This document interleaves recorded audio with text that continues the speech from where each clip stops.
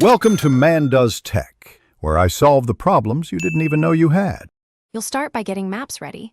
Update the app and sign in so your places sync.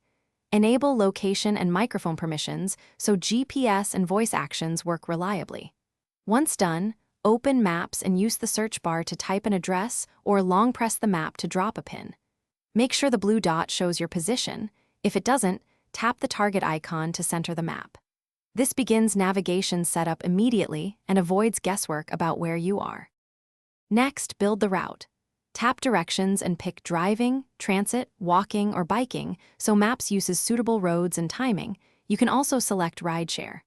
Once selected, add stops for errands and set a departure or arrival time to get realistic travel estimates. Use the three-dot menu to avoid tolls or ferries when required. Make sure to enable traffic and satellite layers for context, and if data is limited, download the offline map area. When you're ready, tap Start to begin voice-guided navigation. Follow turn-by-turn prompts and lane guidance so you don't miss exits.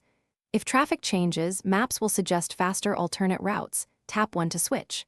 Share your ETA with contacts and add final stops if plans change. To finish, tap End.